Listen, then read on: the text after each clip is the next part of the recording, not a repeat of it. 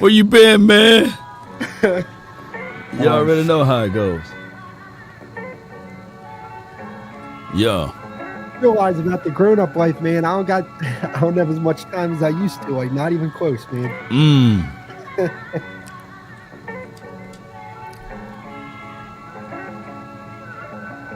Oh man, how's the weather down in Texas right now? 75. It's mid right now. Bro, it's like not too cold, not too hot. It's like 75-ish, like 80-ish, like where I'm at. And okay. I'm about to have like a heat attack right now, man.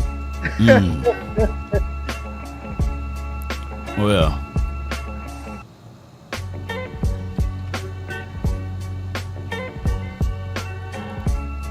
Yo, what intro music you like more? You like this one more or the other one?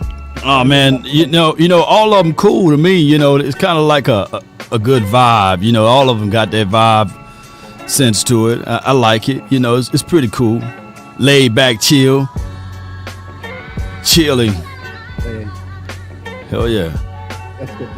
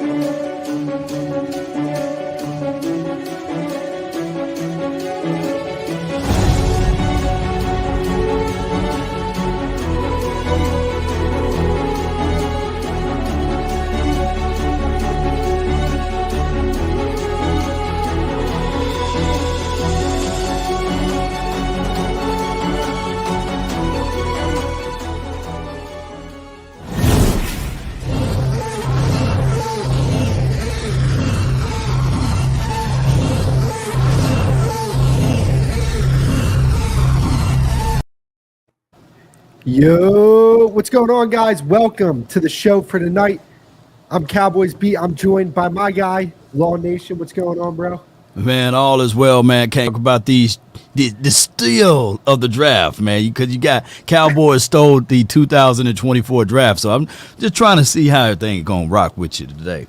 Hey, man, the SEO is going to go crazy on this one, man. If you're with the search engine optimization, you got to put a title like this to even get noticed. Okay, well, shoot, let's get it. Hey, I think it was all facts, though. I like what we was able to do and capitalize off of this draft, though. Oh, yeah, no doubt about it. Hey, can I start off with a rant real quick? Because I got now that I got to get off.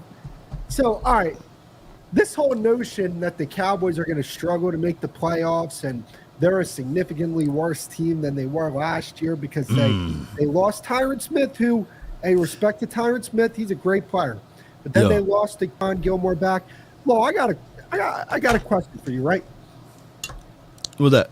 If you were a GM, right? You're a GM and you get offered a job and you say, you don't know the team, just ask us questions about the roster. What are the first questions you're going to ask? How's the quarterback situation? How the quarterback? Yeah. How's the quarterback situation? Well, this team has a second-team All-Pro quarterback, one of the 7 best quarterbacks in football. Oh, yeah, so we're off to a pretty good start here. Okay. Right. I'm feeling you. Yeah. Right. What about the offensive line? We got to protect our quarterback. That's the second most important position on the field. Offensive line is pretty good. They just drafted some young guys in the draft. They have 2 All-Pros on their offensive line. They have a guy who showed in 2022 that he could play at a high level, and he struggled a little bit coming off an injury. Okay. So we got an All-Pro quarterback. We got some All-Pros on the offensive line. How about those defensive ends? How are they looking? We got to get after the quarterback. Well, okay. They have one of the best defensive players in football, rushing the passer, 3-time All-Pro and 3 seasons playing in the NFL. They got some nice depth pieces at the defensive end. They have DeMarcus Lawrence, or they have a defensive end who's really good at playing the run, really good player overall. Oh, okay. Okay. Right now with our premium positions, we're 3 for 3. What about the wide receiver position? How are we looking there? You got to laugh. Yeah. First team All-Pro wide receiver, 1,700 yards. He was a second team All-Pro receiver last year. They got another nice receiver there. They got a tight end, young tight end who really, showed up this year. Oh, okay. So my quarterback situation's good. My offensive line situation's good. We can rush the passer. We have receivers that can catch the football for the quarterback. What about the cornerbacks? Oh, yeah, you have 2 All-Pros there. Both of them were first-team All-Pros. So this is a pretty damn good roster. Yeah. You getting right into it, man, but I think I lost you, bro. You still there? Come on back, dog. They didn't win and sniped him, but all I can say is from a perspective, yeah, we do have the quarterback, and we do also have the mindset of a wide receiver from CD Lamb. So those two things that you do have, and then can you, dare I say, figure out a way to run the ball? That was one of the Achilles heels for the Cowboys. So ultimately, I think that they're going to do running back by committee, right? And I also think that it is what it is, man. He was getting into it, right, Rob? Yeah. My guy was getting into it, man, but it's all good, man. Please come home. Where you at? Cowboy B. I got beans and bologna. Y'all tell old boy to come on home, man. We got beans and bologna. But speaking of the bologna, man, we do have a big boy named Rodgers on this team. I can't wait to break down his tape fully. And what that's supposed to do is to help out the situation with Mozzie. I don't think Mozzie will be able to be here week 1, week 2 to the full capacity. So, yeah, you need help with that. On top of that, Carl Davis. Now, here's my truth with both of those things, ladies and gentlemen, boys and girls that's listening. We still need to plug in the middle of that field with the back end of the free agency. I truly believe that the Cowboys would do that. On top of that, we need help, extra help with the DB sides of it. So hopefully they'll pick up the phone and call one of these veteran guys to help alleviate some of the pressure that you may see from the youth. You back, bro? Hey, man, they didn't want me to be great, man. Yeah, man, they want you to be great. I was like, please come home. I got beans and bologna for you, man. Come on. I got beans and bologna. What you got, bro? You back? All right. So I'm the general manager looking at this prospective team. All right. So my quarterback situation's good. My wide receiver situation's good. Offensive line, cornerback, pass rushers, defensive end. Right. Okay, what about the other positions? Linebacker, safety. It's getting there. Yeah, they're fine. Their safety's good. Linebackers. Yeah. What about the defensive tackles? Yeah, they need a one technique and they need a running back. Those are the needs on the team. Sign me up. Sign you up. Yeah. Sign me up. If your biggest needs are your running back and your one technique defensive tackle, you're straight. The premium positions are the hardest positions to find. Quarterback, offensive line, cornerback, defensive end, wide receiver. You have all pros at every position. What I'm trying to say is this. Talent was not the issue for this team in that Green Bay game. It wasn't. Nobody's going to convince me that the Green Bay Packers were a more talented football team than the Dallas Cowboys. Nobody's going to convince me of that. Nobody's even going to convince themselves of that, no matter how much they hate the Dallas Cowboys. Okay.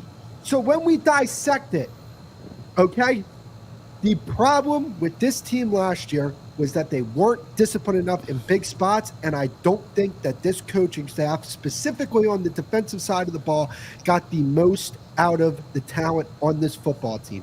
This team, last year, top 3 talent in the entire league. There's no reason why they should have been embarrassed like that at home. Talent is not the issue for this football team. Okay, like when people talk about look at the roster and look at what's going on, bro, I'm not obviously I'm worried about the roster. I'm more concerned with how are the pieces on this roster going to be utilized. Right. How are they going to be utilized? And if they're not going to be utilized in a more effective manner than they were last year, it's all for nothing.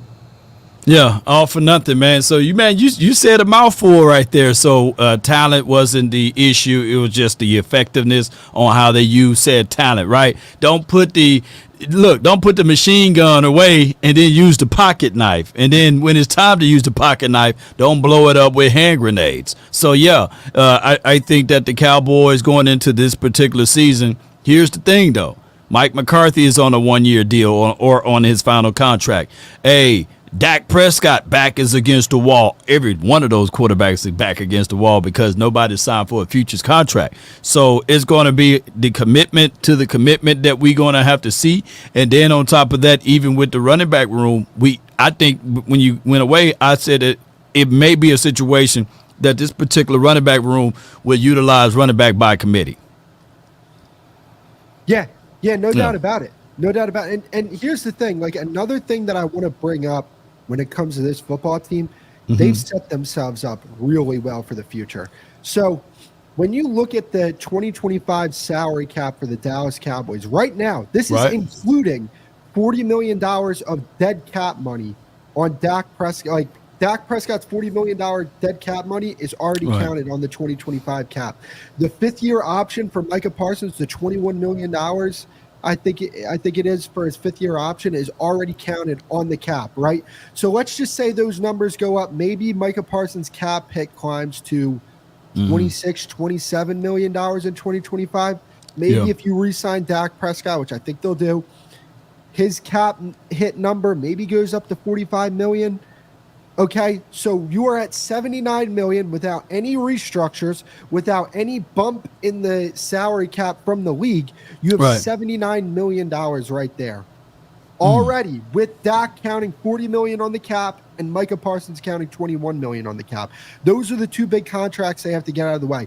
They can make that happen. They're in a very good position with their salary cap in the future.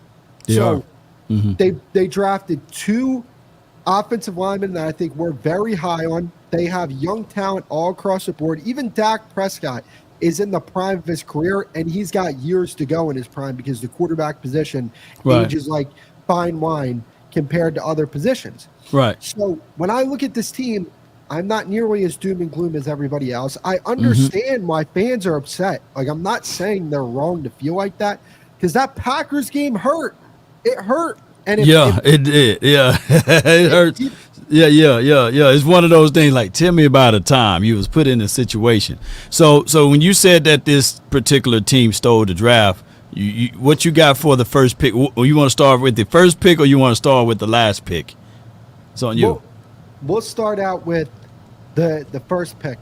To be honest with you, I loved what they did in the first round because, and here's the thing, in hindsight, I love it even more than when they did it during the night. So, like, when they initially traded away from Graham Barton, I was like, you can't do that. You can't trade away from a player like that. They traded back. They got Tyler Guyton, right? Mixed reactions on the pick. I really went in and dived into his tape. I liked the pick way more than I liked it on draft night. So you get a guy who has legit NFL left tackle traits, athleticism off the charts, beat some of the best in the draft, right? I can tell you this, Rex Ryan loves watching that man's tape. I can tell you that. Yeah. He loved his feet. Yeah. I get it. Yeah. So you got a guy who I think is ready to come in day one, and maybe he's Tyler Smith as rookie. See, I think that what fans can expect is rookie season Tyler Smith from Tyler Guyton. And Long, let me ask you this question. How many games did the Cowboys win in 2022? 12. Yeah. How many reps did Tyron Smith take at left tackle? All of them, did he? Yeah, he didn't take them. 2022, that was when he got hurt. Oh, you talking about Tyron? Okay, Tyron. Yeah. Tyron Smith. They got me mixed up with Tyler. How many reps did he take at left tackle? Tyler or Tyron? Tyron, none. And they still won 12 games that year. Yeah, I'm seeing where you're going. Yeah, I'm seeing where you're going. Go ahead. So you use the 24th overall pick essentially to get your left tackle and your center for the future. You needed to address your offensive line. You addressed your offensive line with two guys that I think day one, maybe they're not difference makers day one. Maybe they're not. But I think that day one, they're going to be able to be NFL starting caliber offensive linemen. And when you already have the pieces that you have on your offensive line with the Zach Martin and the Tyler Smith, granted, we'll have to see what happens with Terrence Steele. I feel a lot better about this offensive line coming out of this draft. What about you? Well, let me break this down to a degree. We're going to have the football gods to be nice to us, meaning that with the first game, we can't play a dominant defensive team because it's going to take a while for this offensive line unit to get together. 5 guys got to be on the same page. So what brought that attention when you mentioned 2022, keep in mind, that offensive line was still kind of makeshift to a degree because of that. And, that first game was very brutal, meaning that you had even, I believe, when Dak Prescott broke his thumb, it was against the Tampa Bay Buccaneers. Let me know if I'm correct, right? Yeah, right. We were set up for failure. And we couldn't get no push off the offensive line. Dak had to run for his life. And on top of that, pressure was getting into the face. And I believe even on that rep, we had Tony Pollard in that game. Not saying that Dak Prescott broke his thumb because of Tony Pollard, but it was because he couldn't pick up that interior blitz that came through the line there, and they were pushing everything back from Tyler Biotish. And that's when he went to throw the ball, and he had the dead thumb there. So we're going to need a little grace, a little mercy from the football gods to be able to let us at least start off with maybe one of those subpar defensive teams so that this front five can get together. And I think that Tyler Guyton, with the skill set that he have, like you said, with his feet, would be really good. Voch Lombardi brought this up the other day when I was listening to his live. He said one of the pivotal moments of this particular team would be who would be your tight end to step in to also be hooked to that left side to help alleviate things. And plus with Ezekiel Elliott, now you got Zeke because he's a good blocker, right? And then if you have that left tackle, Tyler Guyton, with some of those worries, you can always slide a tight end on that side like a schoolmaker, and that could help alleviate some things. Oh, yeah, absolutely. Yeah, when it comes to the tackle position, you can work around that more than any position on the offensive line. Mm-hmm. But, yeah, I mean, look, one thing that I loved what the Cowboys did with this draft is they took the offensive line seriously. They tripled down in this draft.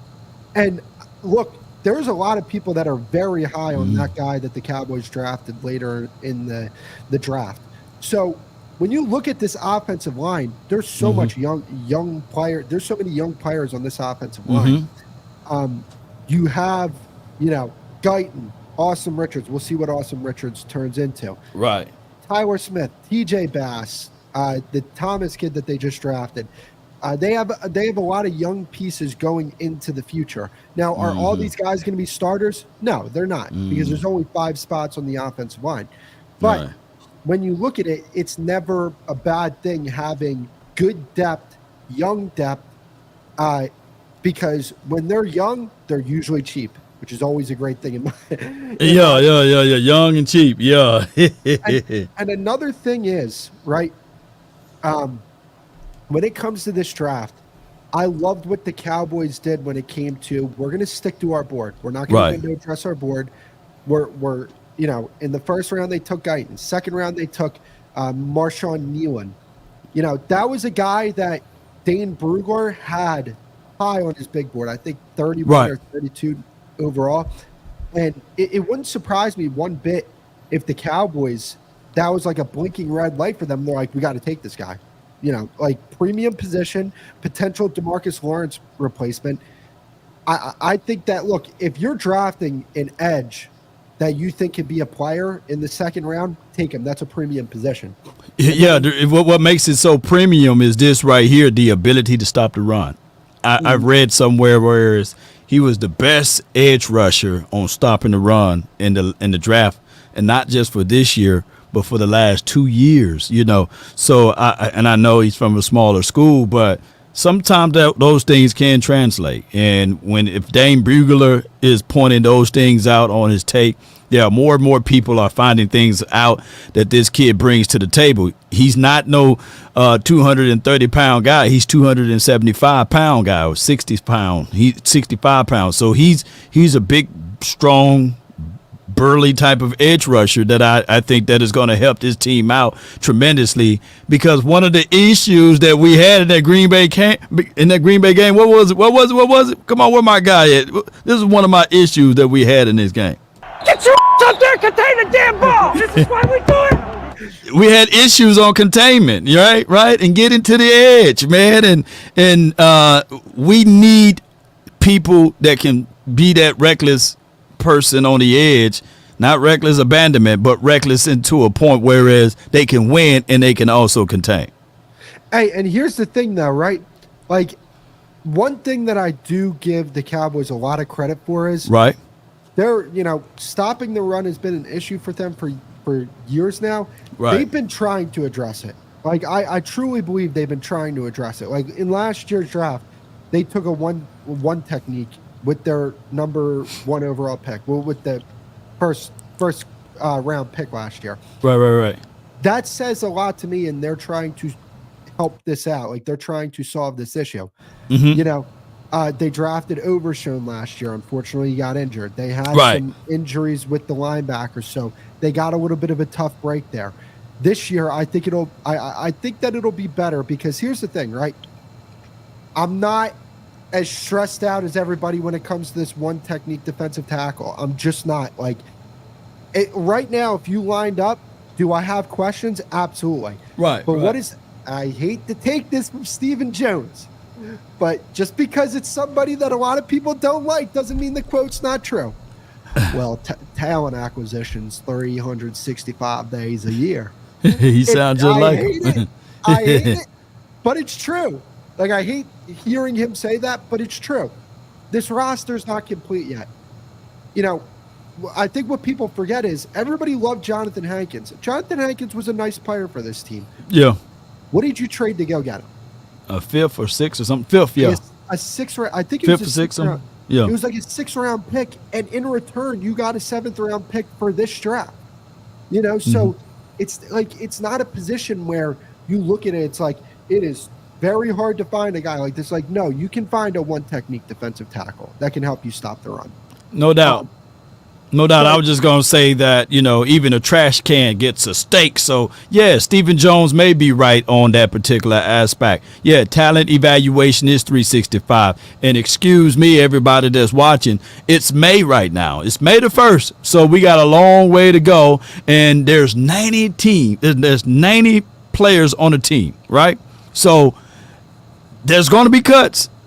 People going to have to trim the fat off of their team, and guarantee you those who drafted guys who they felt as if though they can be saviors to their particular team, they're going to be some hard cuts. And if we got to just do our Birdman rubbing of the hands here, because if we can just identify the trueness of where we got our weak spots at, it can be cleared up just like that by getting another one tech, by getting a veteran defensive back that can help this team out. So the offseason is long. That's all I wanted to say. I don't want to get people's hopes up, because I don't think this will happen, because they did draft Mozzie with the 1st round pick. Right. Kenny Clark might not be on the Packers next year, because he's going to count. If they cut him, they're going to save $17 million. Right. Kenny Clark's only 28 years old. I have no idea how. It felt like he's been in the league since I've been in high school. Right. I'm 27 and he's 28 years old. Like, we are 1 year apart. It's crazy to me that he's only 28. But if that guy becomes available, I want parts with that, man. I want parts with that. You add that guy to this defensive line, I feel really damn good about that. I don't think it'll happen, because they did draft Mozzie Smith, and I think they want to see it out with him. But we'll see there. Here's my thing, right? Like, I'm not giving up on Mozzie Smith right now. Right. I do think that, like, when you hear when you hear what they wanted to do with Mozzie Smith his rookie year, that's the equivalent of telling Jalen Carter, hey, go play one technique and just try and stop the run. Nah, ain't gonna happen. Like just do that. Like don't do the stuff that you're good at. Do this specific thing. And I think that in Mike Zimmer's system, he'll be a lot better because I mean Mike Zimmer, like if he didn't feel like Mozzie Smith was good enough, he would have been standing on the table to maybe like a re-sign Hankins or go and get another one technique. But I think that he believes in Mozzie Smith. I think that he can turn this player around.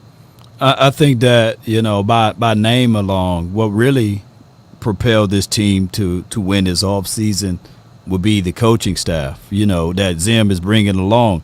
Greg Ellis. We talk about Paul Gunter. We talk about Coach Z or Coach Jeff Z, for those who don't know.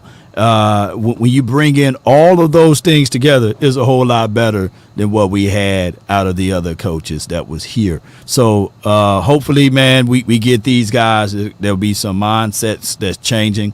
It'll be some accountability that will be on the table.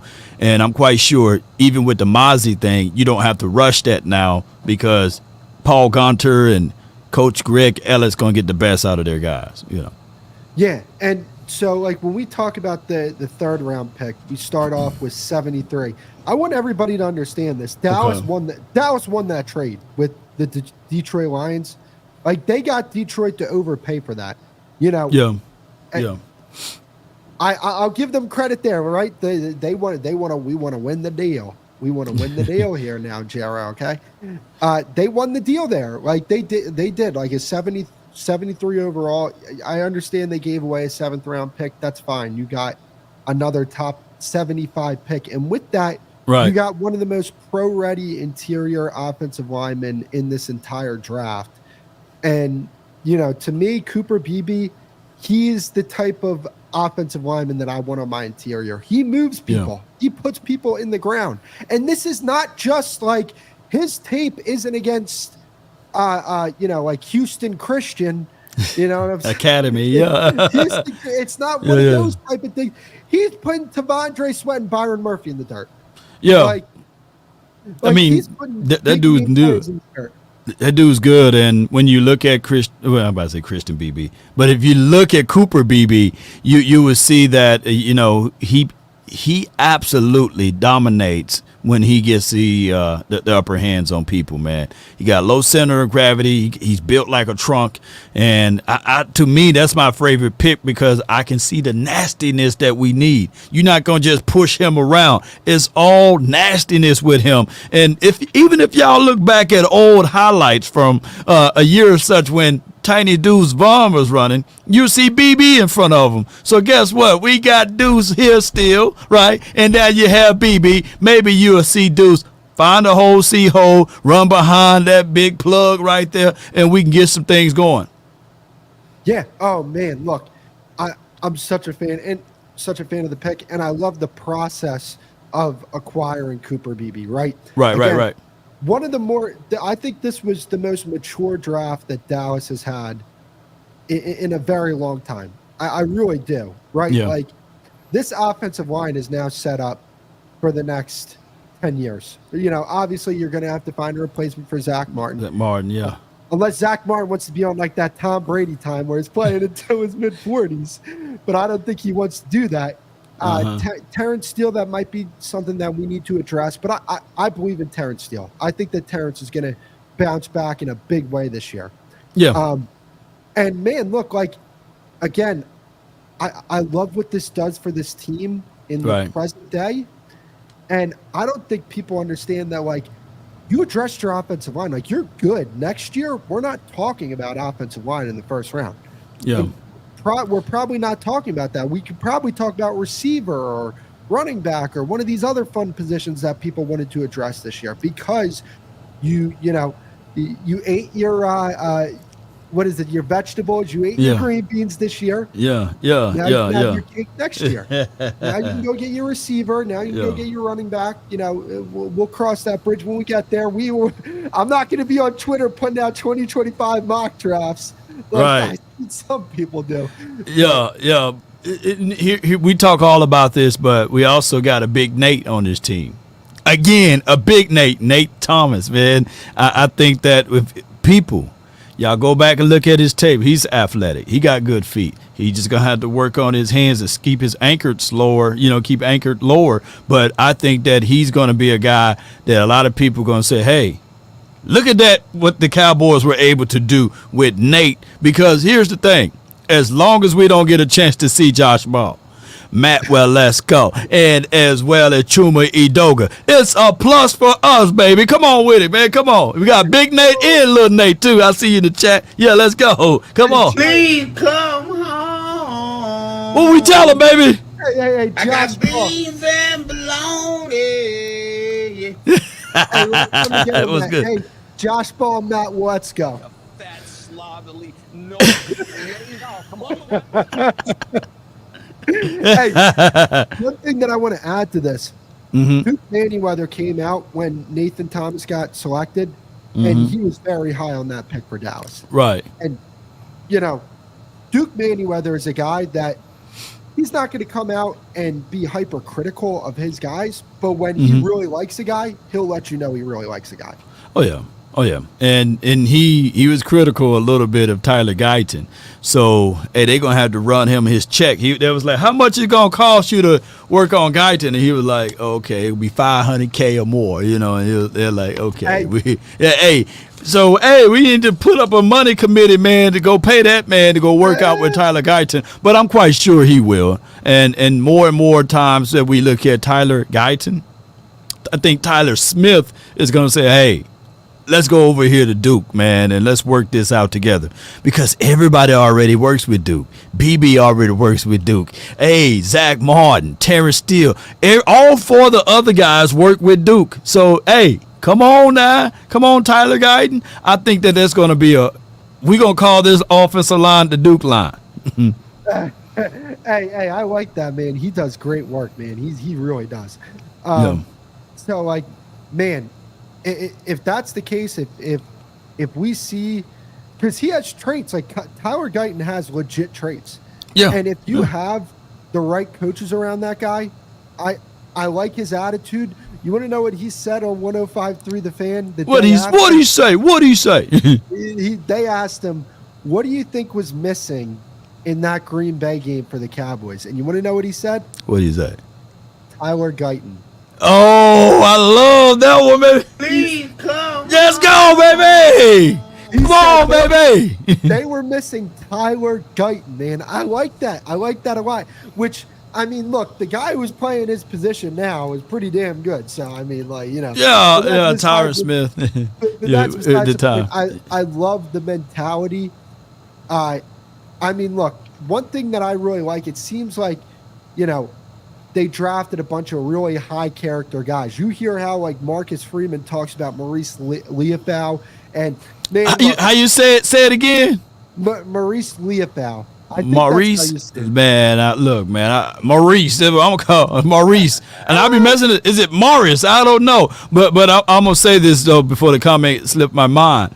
It said 500,000 or more. That's a lot of money. Think about it. How much did Terrence Steele get paid? About 85, 90 million, something like that, guaranteed? I would gladly pay $500K for to get $85 million. So, hey, Tyler Guyton, man, go ahead and pay that man Duke, because Duke gonna get you paid, man. But keep going. Oh yeah, I think that'll eventually happen. It'd be crazy if the only person on the offensive line not working with him is Tyler Guyton. He'll get with him. And we talk about the rest of this draft, right? Mm-hmm. Maurice Leofau. There were a lot of people not a lot of people. There were some people critical about the pick. I think this guy was way higher on the Cowboys draft board than the media draft board. Like you see Jerry when they drafted Maurice Leofau, he was, man. Oh, look, I don't think he's been that happy since the last time he didn't end up with another child. The last time he passed the paternity test, Damn act together. You see him? He talked to him. Oh well, I'm very happy to see you in that silver and blue, and then he passed the phone to everybody else. He took that phone back. Oh, you're gonna look so good with that star on your helmet. He was excited that he was there, and you hear play. Contain the damn ball. Yeah. I got you right here. You know. but here's my thing. Get your ass up there, contain the damn ball. Here's what I like about his style. If you're gonna play bad at 100% of the way. Like I don't like those tackles that people be trying to make business decisions on, right? When they got to think twice or what have you. Nah, if you're going to go to that doggone edge and run and hit somebody, hit them. If you're going to shoot through a gap and hit somebody, hit them. And that's one thing we can all say about Mike Zim type of linebackers. Eric Kendricks was exactly the same way. You know, you'd be like, hey, man, I'm thinking about two of those guys with hair coming out of the back of the helmet. You know, now it's definitely going to be two of those boys with hair coming out of the back of the helmet, man. So I think that another good thing that he brings to the table is his coverage ability. And that's one of the things that people don't bring up, man. Hey, and here's the thing, right?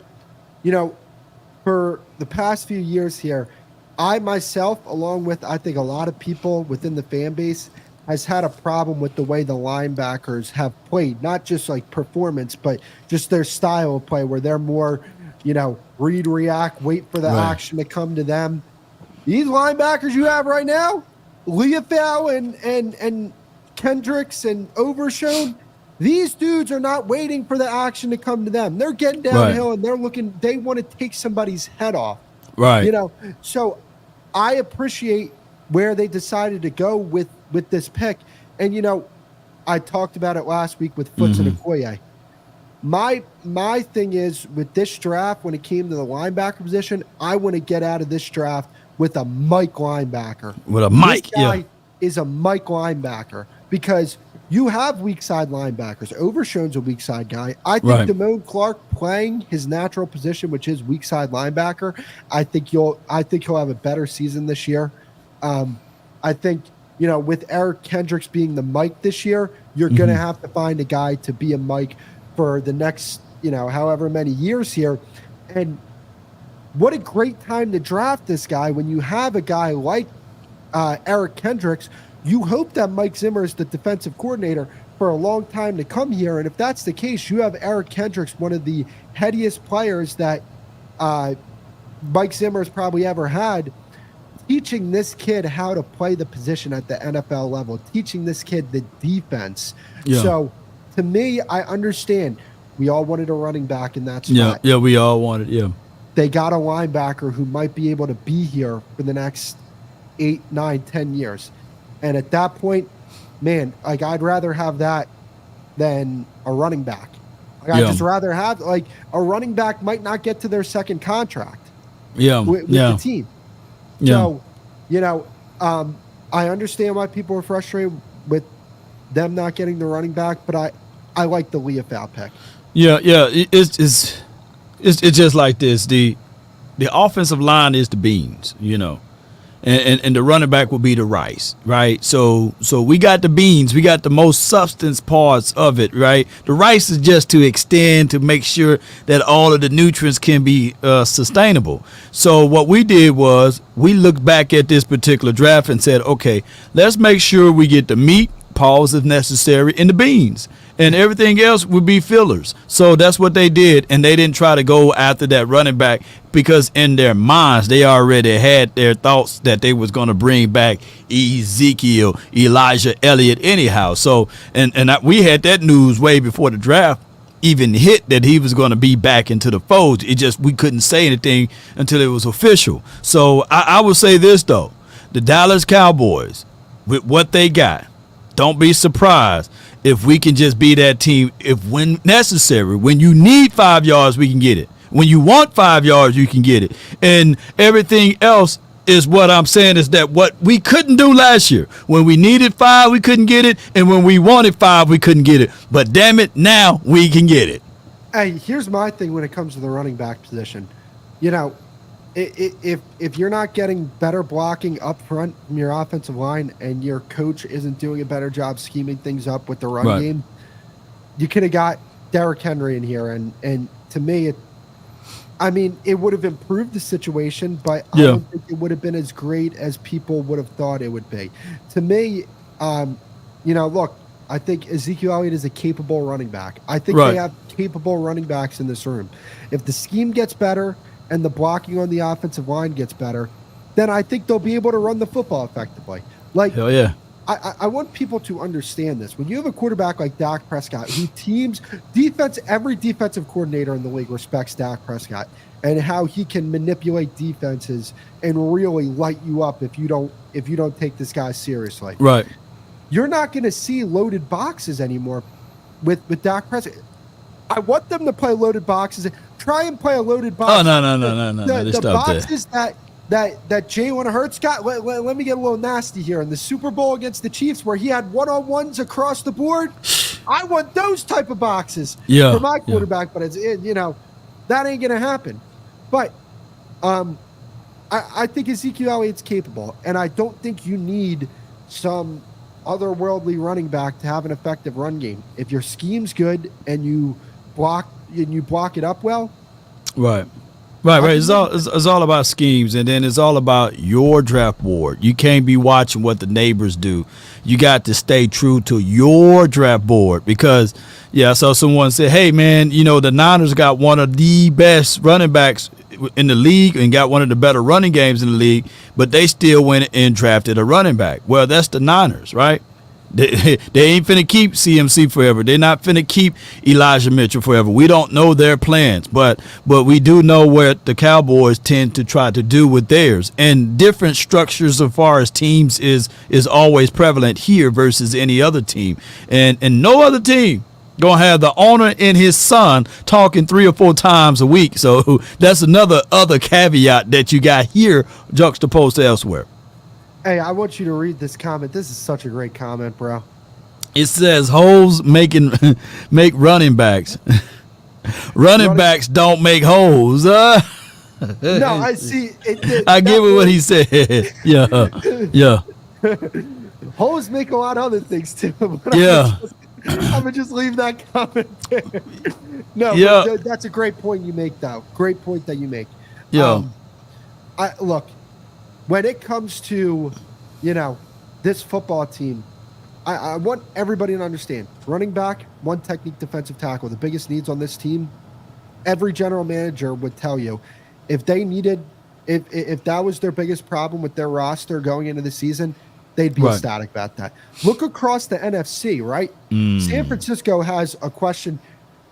They might not say it in public.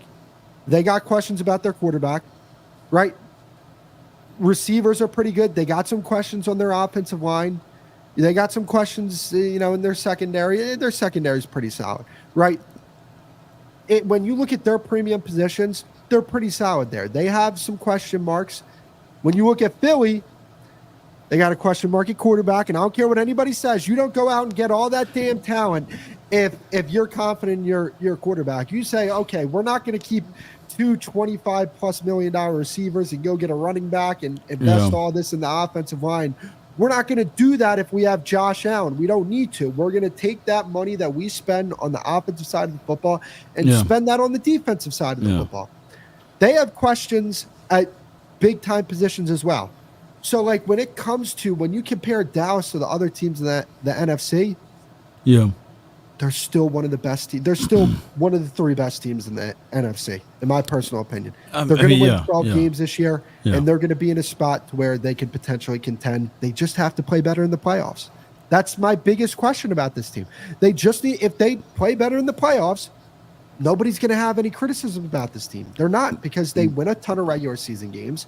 And once they finally answer that question for people, they get to the conference championship, they get to a Super Bowl, then people will start to take this team seriously. That's all they have to do. Yeah. I would say this, though, the Niners, they are one of the gold standards of this NFC, right? And then you will have to say, okay, the Eagles, what they do is they do a lot of acquisitions, right? And they pay their players early. And so that they at least resolve those things. But it's clear that they have reservations in their DB room. They got 2 young DBs that I know for sure they're going to have their hands full dealing with even with the Washington Scary Terry, dealing with C.D. Lamb, dealing with Malik Neighbors if he comes around and do something for the Giants. So they're going to have to make sure they shore up that DB room because they are ranked 27 or 28 in DB play or yards allowed and stuff like that.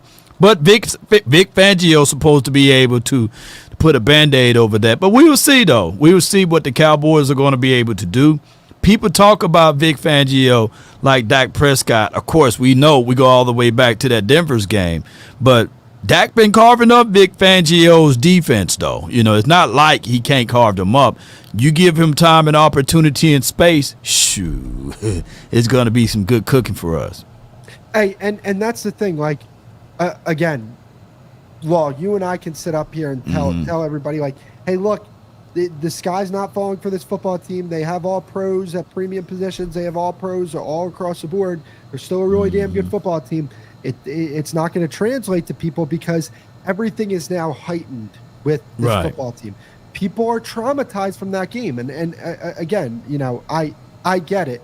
But, you know, that trauma that people are feeling, you know, some of the opinions that come from the trauma are just not consistent with reality, the reality of the football team. It's just not. And like, look, I don't think two things. I don't think the Cowboys get enough credit for being they're a younger football team. Like when you look at some of their best players, Mike is a young player. CD's a young player. True. Howard Smith's a young player. Trayvon Diggs, Duron Bland, these guys are young players. They're still figuring this thing out. And man, look, if we keep them under contract, we keep going at it. Things are going to break the right way for this football team. I really do believe that. Yeah, man, it definitely will, man. You know, when we look back at everything, we don't have a preseason problem or regular season problem. We just have a postseason problem. So we won't be able to tell until the postseason get here, but we will be able to do indicators. When I said this earlier, I hope that somebody got what I said. When we wanted 5 or needed 5 yards, we couldn't get it. This year, I'll be paying attention. When we want 5 or need 5, can we get that on the ground? Can we get that first down? Can we methodically move the ball down the field? Those are the things that I'll be looking for. And on the flip side, when it's time for us to stop the run, when it's time for us to put pressure on the opposing team in those fashions, I'm not looking for the INT. I'm going to be staring, looking at this team and seeing, can they stop the effing run, right? And that's what I'm going to be looking for. I don't give a dog if we got our backs against the wall, we up against the ropes, and then somebody pick it off. That is not transferable in the playoffs. Nope. What's transferable is can we stop the run and can we run the ball? Those are the two things I'm looking for. Everything else, man, I don't really care about it. I don't care about Dak throwing for 300 yards or 400 yards. I don't care about us getting 2 or 3 INTs in the game. But I care about what I just said earlier. Can we stop the run and can we run the ball? Absolutely. You hit it right on the head there, right? And, I mean, look, that's the thing with this football team, right? And that's why I'm kind of happy that, you know, we're with Mike Zimmer now. I think Mike Zimmer is going to have these guys playing disciplined football. What did he say? I hate mistakes. Get your ass up there, contain the damn ball. This is why we do it. This is why we do it. Too many missed tackles. Too many missed tackles. We're too damn soft. I just hate mistakes. You hate mistakes, man. Yeah. You know what? His teams with the Minnesota Vikings, every year they were bottom 10 in a good way. Yeah. In penalties. Yeah. Like, I think, look, with this defense, how many times, Law, let me bring this up. I think this team last year should have went 14-3. Think about it. They should have beat Miami. They should have beat Miami. Okay. If Tony Pollard scores that touchdown, because I'm not going to relieve I didn't even do it when he was here. Yeah. Tony Pollard was the reason why they didn't score a touchdown on that first drive that would have won them the game. And then Damone Clark with the face mask on that last drive pretty much gifted them the game there, right? They should have beat Philly as well in Philly. You win those games, guess what? You win 14 games that year. Yeah. You would have swept the Eagles. And when you get that close inside, right? Like I say, can you get 5 when you want 5 and need 5? Can you get 5, right?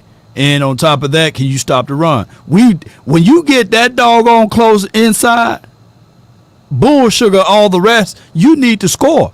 And I think that we had like 3 or 4. We had 3 red zone trips, even with the I want to say the Cardinals, right? And we couldn't punch it in when we was inside the 20. So that means mentality. That's the little things I'll be looking for. I'm looking for, can we convert? And here's the thing. Somebody's saying we should have lost the Lions game. Okay. CeeDee Lamb had the fumble in the end zone. That takes away a big drive from them. Yeah. And that tripping call was BS. They would have gotten the ball. I think it would have been 2nd and 2 or something like that. If they convert, the game's over. I do not subscribe to that notion that they should have lost that Lions game. I think any Lions fan that thought that they should have won that game because of the 2-point conversion, I think that's ridiculous. They're not taking in the full context of the game. That was a game the Cowboys should have won. They deserved to win, and they won that football game. But what I'm saying is, with those, if they win those 2 games, they're 14-3. They get the bye. They don't have to play Green Bay in the first round. San Francisco deals with them. And then guess what happens? You get the Tampa Bay Buccaneers in the divisional round. That's a much better matchup at home than the Green Bay Packers would have been. And again, if people want to say I'm being delusional, I mean, Law, am I off on this one? They should have won those 2 games. They should have. And the Detroit game, the way we won, it should have been even more. We should have won by double digits, right? And they could have used that morale and confidence. I mean, you know, that fumble that CD had, and then, of course, like you said, that tripping and what have you, we should have at least won that game by 10 points, right? Or more. It could have been 17 if you really go back and look at that game. And now you could walk around saying that, okay, that was a game and a performance that you were able to dominate. But the Cowboys against, and this is the thing that I've been having issues with this team. Signature wins in the regular season against a formidable opponent, right? Like, we need to go in there, and I'm not saying that we only beat bad teams, because that's what the 3-letter, the 4-letter networks try to put out there, but we need signature wins, like dominant fashion, whereas you tried your best to stop the run and you couldn't stop the run. You tried your best to run the ball and you was able to run the ball. That type of stuff that we need. We already seen the quarterback being able to give you all pro numbers. I just need for someone else to step up. Yeah, no, I agree with you. And that's my thing, right? Like, when people talk about what's the thing that can buy you into this team, buy you in, yeah. Like, I think that a lot of fans are going to have a lot of questions during the regular season. Oh, great, we won. What are you going to do during the playoffs? And I understand, again, those are warranted. And I'm going to have those same questions as well. Right, you right. You want to know what will sell me on this football team in the regular season? Mm-hmm. If they go into a Philadelphia and they punch them in the mouth, like dominate them. Like, maybe they don't win by 20 points. Maybe they win by a touchdown or 10 points. But you can tell the entire game who the better team was. You go and you win a big game in a big spot, and you're the more physically dominant team. You win the game, not from, hey, we got lucky on turnovers. No, we won the game because we played fundamentally sound football and we dominated the other team at the line of scrimmage. Mm-hmm. That's what will sell me on this football team next year, even in the regular season, to where I feel confident, hey, no, we can go and we can win a damn Super Bowl if I see these particular things during the regular season. But if it's the same thing where it's, get a bunch of interceptions and you get a bunch of fumbles and you get a lot of luck going your way, then to me, I'm not.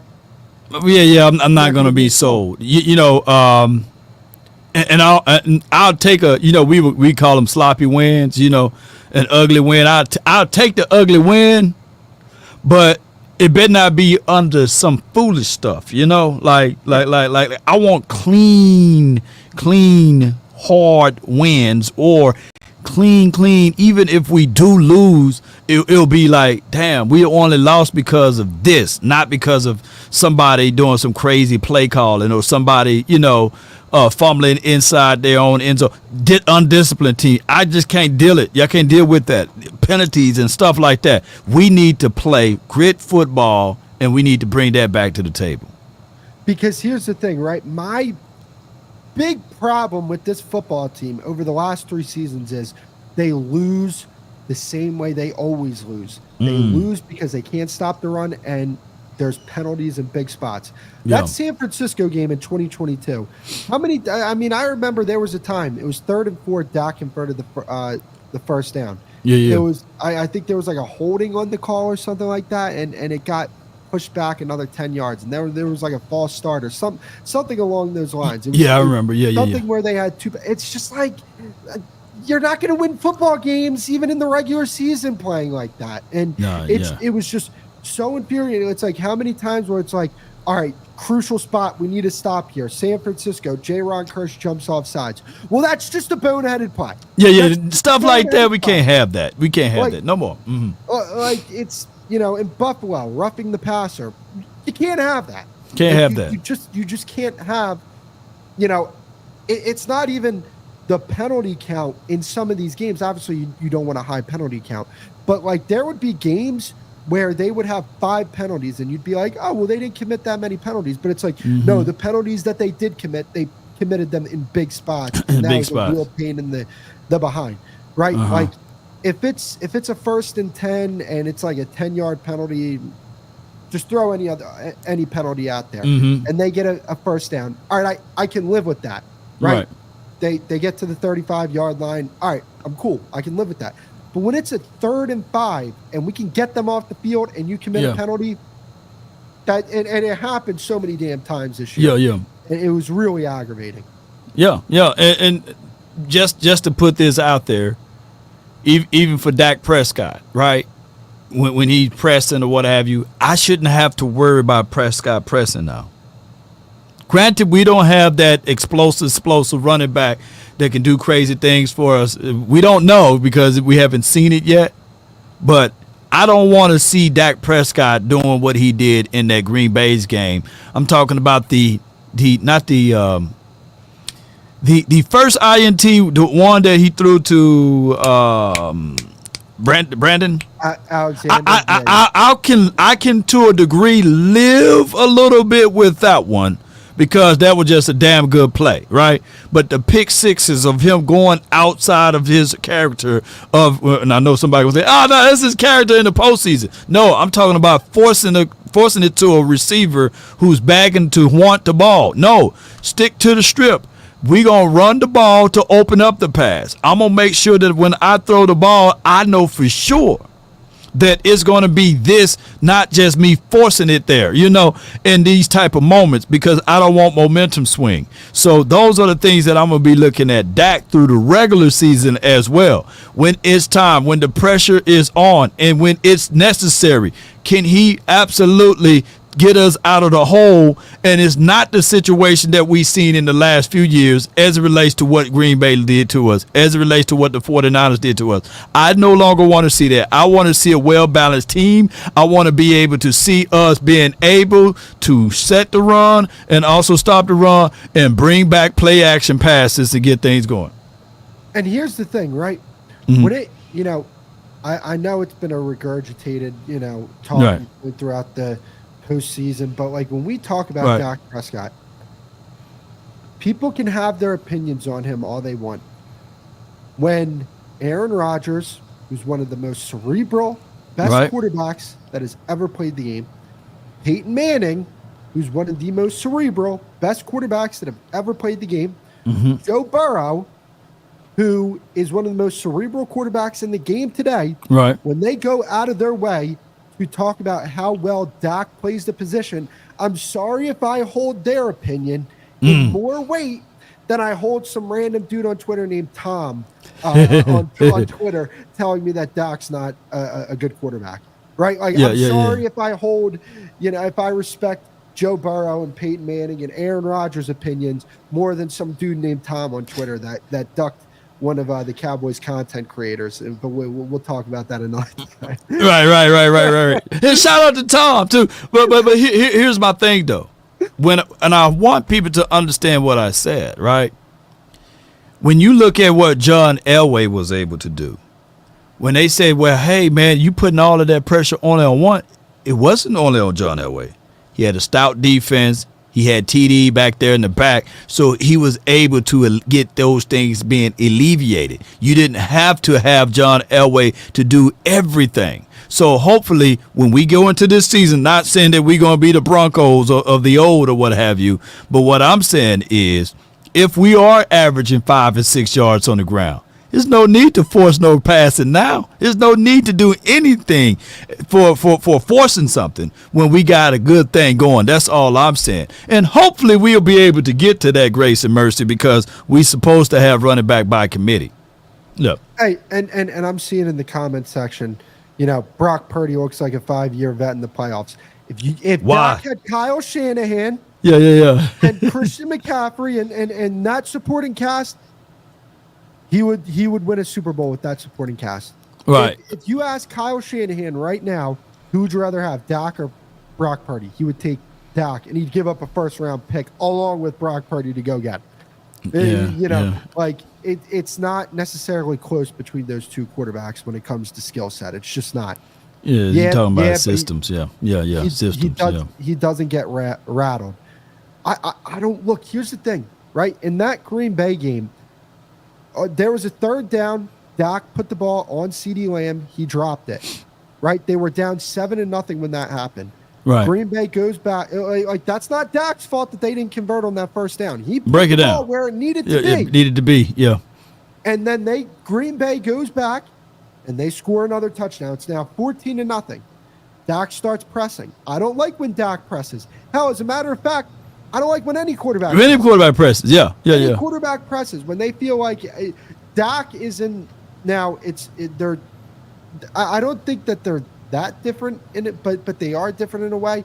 Like Josh Allen's the same way. So when Josh Allen is in a big spot and he's got to press, he looks for the 14-point play as well. Is anybody going to sit here and tell me that Josh Allen isn't a damn good quarterback that you would pay a ton of money to? Right. Yeah. And okay, Josh Allen got to an AFC championship game like 4 years ago where they got blown out by the Kansas City Chiefs. He's not winning all these games in the postseason either. He's winning. Yeah. He's getting past the first round, which I give him credit for. That's further than, Dak's getting in a lot of years. But I would also say this, like to the people who tell me Dak plays poorly in the divisional round, they've been in the divisional round 3 times, and Dak Prescott's played good in 2 of those 3 games. Like I'll continue to say this. He was the best player on the team when they played the Los Angeles Rams. Like on that night, he was the best player on the team. I mean, he didn't play. He played fine that game. That was a divisional round game. He did enough to win the game. When your defense is giving up 270 yards on the ground, when Aaron Donald and Ndamukong Suh are, gain real estate in your backfield, it's tough. That's why I try to preach to people, like, it's a team thing. It's not just the quarterback, quarterback, you got to win or else. And one thing that I would like to add, I'm sorry that I'm long-winded. No, you're good. You're good. When you look at everybody talks about what Dak hasn't done. Why don't we talk about what he has done? When you look at the quarterback that he was in 2016, I didn't during that season, I wanted Romo back in the lineup because I just felt like Romo was a better quarterback at that point. I think a lot of people really in that season overrated Dak Prescott as just a pure quarterback. But guess what? He got better and he got better and he got better. He got better at playing the position. If you look at the type of passer that Dak Prescott was his rookie season, and you compare that to where he is now, night and day. And the Dak that we know now, who is one of the most cerebral quarterbacks in football, he's never had that Ezekiel Elliott from Zeke's rookie season. He never had that guy. When Zeke was in his prime and that offensive line was moving people, Dak wasn't in his prime. Dak wasn't the Dak Prescott we know right now. Right. So if you gave him Ezekiel Elliott right now with that offensive line, I'm telling you, they're winning. They're winning in the playoffs. They're getting to a Super Bowl with that. But when you look at the first 4 years of Dak's career, he got better and he got better and he got better. But he wasn't where he was as a passer. I think he was a little bit overrated in the first part of his career. But guess what? He was a 4th-round rookie, and he got better. And, again, continued to get better, continued to pick up more things playing the quarterback position. Well, when we say this, man, does this account for everything? What do Josh Allen needs in order to win a playoff game? He needs a team. What do Aaron Rodgers need? You know, Team. Hey, he needs a team. You know, Aaron Hey. Rodgers, one of the better throwers of the ball, right? You know, Hey. he still needs a team. Yeah. can I ask you this question? Go ahead. People told me that game in 2022 when, you know, they lost and the team committed 14 penalties. They told me that Dak Prescott choked in that game. That's what I was told. Right. Why does nobody talk about the fact that that San Francisco team went into Green Bay the next week and Aaron Rodgers played like garbage? Yeah. Played Yeah. like garbage. Yeah. And they were the number 1 seed that year. Dak played better against the 49ers in 2022 than Aaron Rodgers did. Yeah. He had a higher QBR.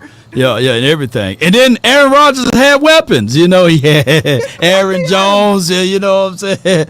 Oh, my God. He had weapons. He had the wide receiver. So, I mean, and then they had a good defense, but they couldn't pull one out against the 49ers in their own crib. So, it goes to show you that, you know, I guess biasness is going to always be that because, you know, with the star on the side of the helmet, silver and blue. And I guess that one ring that Aaron Rodgers won about 14 years ago still is relevant, right? So that's just how that goes, man. And just even with Josh Allen, you know, name me the team that he beat in the playoffs. Hey, he beat when he got to the AFC Championship game, I think the defense let up 3 points in one of the playoff games. Yeah. And they only scored 17 points in the game. I think it was like 17-3 versus the Houston Texans or something like that. Yeah. I'm looking at his resume right here. He beat the Colts in 2021, right? He beat the Baltimore Ravens in that AFC divisional game, right? Lamar was awful. He was awful in that game, so there's more an indictment on Lamar, and that's it, man. He played what's the dude name in New England? What's that dude name? Mac Jones. Who? Mac Jones. That was the equivalent to me. That was the equivalent to Dak's game versus the Bucs. Right, and he gets a pass for that, and then they beat Skylar Thompson, man, who played for the Miami Dolphins because old boy got hurt. They played Miami, and then he won a game against Pittsburgh Steelers. Hey, Richard Rubin, it's Cowboys Beat. That's my channel name. If people are wondering, I got a few. I got a few questions in there asking what my channel name is. It's Cowboys Beat. Cowboys Beat. Yeah. So. Yeah, no, but like, I just feel like there's more things that this team needed to improve on last year to really make a playoff run, and I will continue to hammer this home. Talent is not the issue with the football team. It's not like when you look at, again, I'll continue to go back to that Green Bay game. There's no way you're telling me that team's more talented than Dallas. It's not the case. Like, they were at home too. Like, to me, I think that Dak under Mike McCarthy in year 2 is going to be even better than he was his first year. I think that Mike McCarthy is going to look at this offense and, you know, part of me wanted Mike McCarthy gone, but there is part of me that says, okay, is Mike McCarthy going to be in the film room this offseason?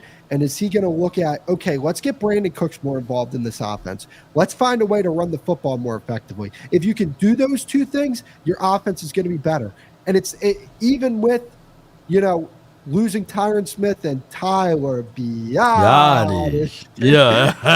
Even with losing those guys, like, if you can get Cooks more involved in this offense, if you can run the ball better, if you can do better work out of 12 personnel, which I think they'll do better work with their 12 and 13 personnel sets. They weren't really effective doing that last year, and that was such a staple for them in that 2022 season.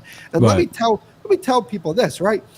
John Stevens, if he can be as good as we think he can be, that's going to be a big asset for this team. Because if you have, like, I understand he's not going to provide much when it comes to blocking, right? But when you can play 12 personnel with a body type like that, now you're putting the defense in a bind. Okay, how do we deal with this? Do we put another defensive back on the field? Now they're lighter on defense, or do we put, you know, a linebacker out there? Do we put an extra linebacker out there? And then, you want to put a linebacker on John Stevens? I like that matchup. Hello. We put in a bind like that. So if they can run the ball more effectively, and that does not have to do with just the personnel. Run scheme, blocking, if they can run the ball more effectively, if they can get Cooks more involved, and they can do better work out of 12 and 13 personnel, this offense will be better. And I think that with Mike Zimmer being on that defense, they will be a more disciplined defense, and the defense will be better, and the team overall will be better. I am not this guy that just says, like, oh, you lost a few people that people wanted gone in the first place. You're done. Like, no, what can we do from a coach's standpoint to make this team better? What are some things that we didn't do last season to make this team better? And if they do that, they'll be a better football team, even with the talent that they lost. Man, it's going to be great, man. I can't wait to see it, man. And, hey, all we got to do is just sit back and wait now, man, and watch how these boys handle OTA. Well, not OTAs, but training camp now, mini camp, training camp, and seeing who will outperform who, you know. And I can't wait to see. It's just a situation, man, that I can't wait to see, bro, on competition. Hey, man, look, is there anything you want to touch on before we head out?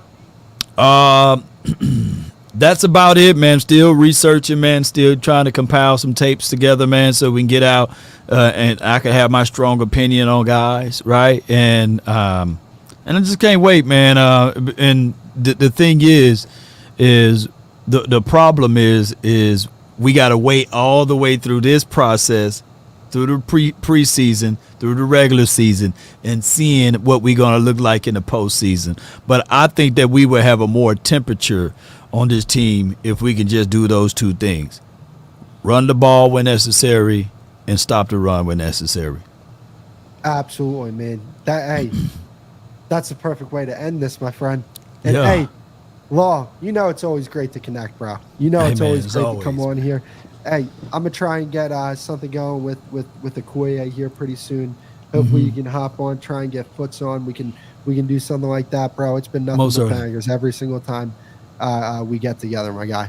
Most certainly, and I think we had one super. Is it Sir Made? Appreciate you so much for your support to help grow the nation, and without hesitations nor deviations, man, y'all do me a huge favor. Continue to hit the like, share this content, and let people know where to go when it's time to tune in to Cowboys Sports Talk and beyond. Let's get it. Hey, and I mean, look, if you're on my page and you don't know who Law is, I mean, what are you doing? You got to go subscribe to Law, man. Come on with it. Come on with it. Yeah, let's go. Oh man. Hey, great to connect, my friend. And hey, make sure to hit that like button on both of our channels. I'm over on Cowboys Beat, Law Nation. Do us a favor, hit that subscribe button on both of our channels. And hey, until next time, we'll see you guys later.